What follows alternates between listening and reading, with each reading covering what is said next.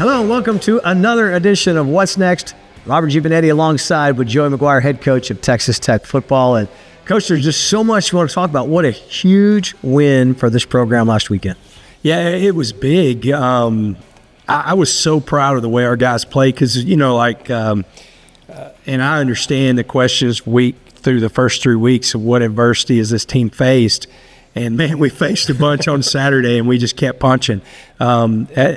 I will tell you, that was, I would say, the loudest stadium. Mm-hmm. And it's a challenge. I said we need to make this one. We do. I think it's a challenge. I think there's some things that they do when their defense takes the field that I think we definitely need to incorporate. We're going to help do that as players when we take the field.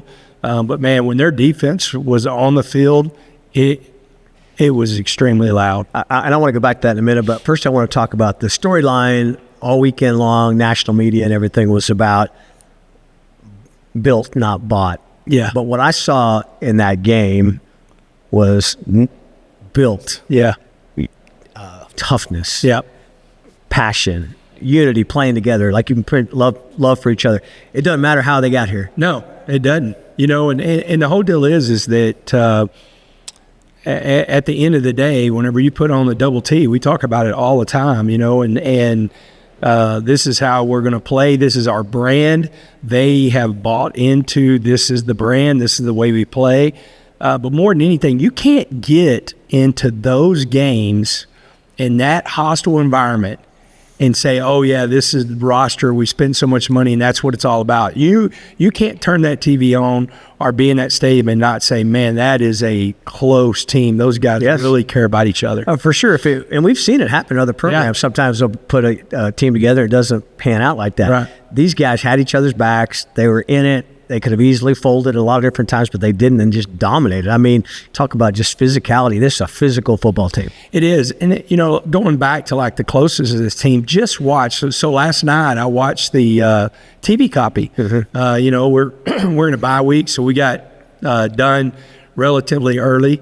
And I went home and I sat on the back porch and watched the TV copy. And it's awesome to see on the field, but watch how many times, like, Lee Hunter is in Will Hammond's face after the touchdown throw to TC. Like, there's just so many cool moments on the sideline that goes unnoticed if you're not watching the TV copy. In the moment, I don't know. Yeah, you're seeing that's all happening. Yeah, I thought one of the cool things too when Will took the field, how the offensive linemen were kind of getting in his face and telling him, okay, it's your team, right? Like, yeah, Sherry was really fired up. Yeah. But, I mean, people got to understand, like, Will Hammond has got it from the standpoint of he's a very unique individual. He's a very mature individual, and people are drawn to his uniqueness. And so it did not surprise me whatsoever. Eagle Scout. Will's an Eagle Scout. He is, man. Yeah. And I think for that, this isn't a surprise to you guys. You guys worked to keep Will. You wanted him here. Yeah. Understood his value to the program just as much as Barrett's. Well, and you say that. I was Sunday. I was watching. I forgot which one it was. I was watching the film, and I had the TV in the background in my office, and Joey Galloway, which I absolutely love. He didn't say anything that wasn't the world that we live in, but he was like, "Yeah, Will Hammond played really well. He just got paid by Texas Tech, or he got paid by a team, out there that's going to try to poach him. Just in case all the teams that want to poach him, he signed a 2-year contract. So, like we're when it comes to this stuff, Blanchard is way ahead of the curve. Whenever it's like we know we know who our really good football players are. Hey, you talked about the crowd. I thought it was impressive. They did. I was really impressed with the Utah crowd, and they really did make it difficult for you guys. 8 pre-snap penalties on false starts. Yeah. And did the loudness, I know you knew it was going to be loud. Yeah. I know you practiced for being loud, but did it even surprise you how loud they were? Yeah, it did. And what's really cool is, like, if you go into our basketball, whenever we miss free throws, we've got the tally on how many free throws that an opponent's missing in the USA. Well, they had the tally of how many procedure penalties or pre-snap penalties they caused, and they caused 8 of them. I was surprised. I had talked to a lot of people that played there you know, and they're wrong. Everybody that said that it's loud but not, you know, that loud. And then on the TV copy, I heard multiple times it's supposed to be the loudest stadium in the Big 12. Right. It's supposed to be louder than Jones AT&T. We can find out. Yeah, and they, you know, and they. I think the thing that they really focused on, that I challenge us and our fans, is when the defense is on the field. They focus on being loud, which I think that can help us when we play here to focus on throw the tortillas the very first time, and then focus on how loud you can be. Right. Yeah, it was impressive. Again, 10 a.m. kick there too. So, you know, but again, I think what's more impressive is how your guys overcame. Yeah, we responded. I mean, it was one of those deals that we grew from that game, and we're going to continue to grow from that game. And you know, the one thing I do say is, you know, that I challenged our players when I turn on the tape. I need to see them outplaying Utah effort-wise, and we outplayed them. And you know, there's a chance maybe we play them again, but either way, on that day at their place, we outplayed them. I heard their coach after the game talking about he just never imagined getting dominated at the line of scrimmage like that. But do you think for them it was almost like a shock, like because they had a lot of press clippings, best offensive line in the country, that type of thing. And really, you guys did, I thought, manage to control the line on both sides. Yeah, I definitely think, you know, that they were surprised. I know, you know, I listened to his post game a little bit, and you know, I think they were surprised at how well we played up front. I thought Shield and Mac had great game plans, you know, and we executed the game plan. I thought we were really physical. I thought we tackled well at times, but there's things that we got to continue to get better at. You know, we missed some tackles that they just turned into like a 1 or 2 yard gain, but they should have been a no yard gain or a loss if we're tackling the space better. But to me, one of the things that was amazing about that, when, again, they get through the line, always somebody there. Just the way that this defense swarms to the ball carrier, it's fun to watch. Yeah, it is, and that's the challenge, is how hard can we play? And we talk about it all the time, you know, that we talk about, you know, I've said this before, but I've said it every week, and it kind of goes back to Cheddar in the spring. You know, I was asking, what's your dominant trait? And I ask these guys all the time, what's your dominant trait? And one of our dominant traits is, you know, how fast we are. And I'm like, hey, look, we're going to make a mistake. It's okay to make a mistake. The other 10 guys will back you up. And, man, that's what's happening. These other 10 guys, if somebody's making a mistake, there are 10 more guys flying to that football. As you look at the rest of the road trips, any way you would change, you know, silent count? You know, they made a big deal on the TV broadcast. Yeah. You know, we have never been in a situation, BYU was pretty loud, but we've never been in a situation where we've had to use it. It's definitely something that we're going to be working on, and we'll be prepared if we need to go to it. We got a bye week. We're going to work on it. You know, and it's going to be interesting. I know I really think Houston is going to beat Oregon State. I think Houston is going to be undefeated when we come in there and got the kick time at 6 p.m. Love it. But I will never forget, and I know it's a little bit different, but I'll never forget year one when we played Ole Miss and we pulled up to the stadium and we walked to the stadium. It was like a Raider walk in Lubbock, Texas, and that's what I'm expecting on Saturday next week, is that we're going to have as many fans or even more, because I know the Houston area, we've got so many Red Raiders. They're going to get their tickets and they're going to show up. I guarantee there is going to be a lot of red and black in that stadium in 2 weeks. So it'll be fun to watch. A lot of talk about the defense performance. What I thought one of the keys was, you guys come out, their crowd's really into it early, kind of get in the hole a little bit, and then you bust that big play on third down, which I thought turned the whole tenor of the game.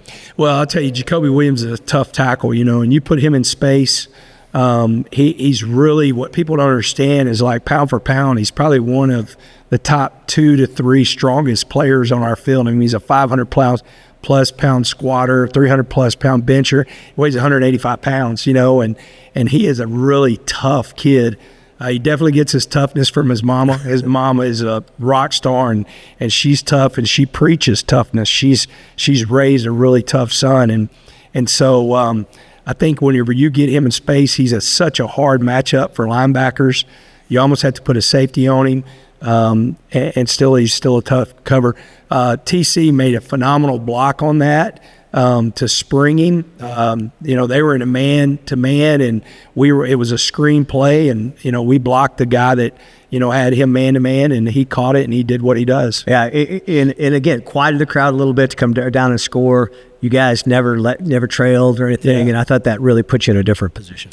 Yeah, and then, you go back to the other running back that's playing so well is Cam Dickey. He has that big run to where he looks like he's stopped, and I really thought he was stopped too. And man, he spins, and now all of a sudden he pops out, and those two guys are playing off of each other. I'm going to tell you what's really cool. I sent this to Cam, Garrett, and Jacoby.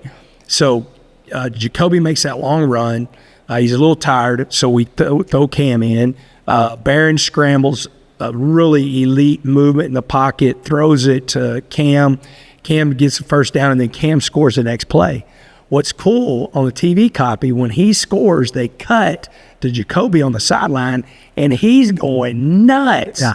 So, that is the feel of this team of how they play off of each other. I think people who haven't been around it would just be shocked just at the how close this team is. And again, that doesn't happen by accident. No. You guys build that.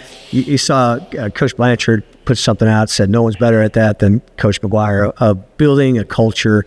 Again, that word gets used a lot, but you can really see it with these guys. Well, I'm going to tell you, it's easy whenever you're in a town like Lubbock. And I mean that. It is. These guys are blown away when they get here of the people and the commitment of just the town, just the city of Lubbock, right? Right. And then you turn around and you walk in the best facilities in the country, and they're blown away. So, whenever you add all that stuff up, it makes my job a lot easier because everything we say we're going to do, or everything they see, that's what it is, And people don't understand, too. It was funny going into the Utah. I love to watch the fan hate between each other. Right. Lubbock's bigger than Salt Lake City. Population-wise, it's bigger. So, they were like, what's out here? I just know that Lubbock has more people that want to live in Lubbock, Texas. So I think that's a really cool deal, too. Hey, let's get to what a lot of people are probably watching for. 2 weeks' time, Barron goes out, dinged up. Yep. Do you expect him to be the starter at the Houston game? Yeah, he'll be ready to go, man. He was in here yesterday getting his workout in. Whenever I came in this morning, him and Roy Alexander were in the training room doing a bunch of different stuff. We've got some guys that are football banged up that this week's going to be really good, and we'll get some guys back, too. We'll get Cash Cleveland back. We'll get Ellis Davis back. So that adds 2 more offensive linemen that will be a hopeless-wise, depth-wise, and that's always good because you're going to need that depth. It's funny. It's one of the most overused questions in all of sports. Bye week coming at a good time, but it really is, right? To get some of these guys cleaned up a little bit. Yeah, if we were playing this week, we'd be fine. Barron would be ready to go on Saturday. But I think whenever you've played these 4 games, we had a physical camp because of the first couple games that we knew that we needed to bang on each other. Yeah. And so we were physical in camp, and so we've been going. If you think about it, this is a really good bye week because we've been going since July 31st, and so it's not like the season just started. You're 4 weeks in. Yeah, we're 4 weeks in the game, but we're also a month. It's really 2 months into football, so we're getting a good bye week. I love when people say, hey, this team, you got to watch this team to make sure they don't get too full of themselves after the Utah win. I just don't see it with this group. I don't see it with this coaching staff and this group. I think you're going to keep these guys grounded. Well, yesterday, the whole meeting after we went through the plan to win, and the plan to win's undefeated. We won 5 of the 7, tied 1. We only lost 1, and that was don't beat yourself because of the procedure penalties. After that, we had a couple clips of just different people talking about handling success because that's one of the toughest things to do. It's not, you usually can bounce back if you're worth anything. You can bounce back from failure.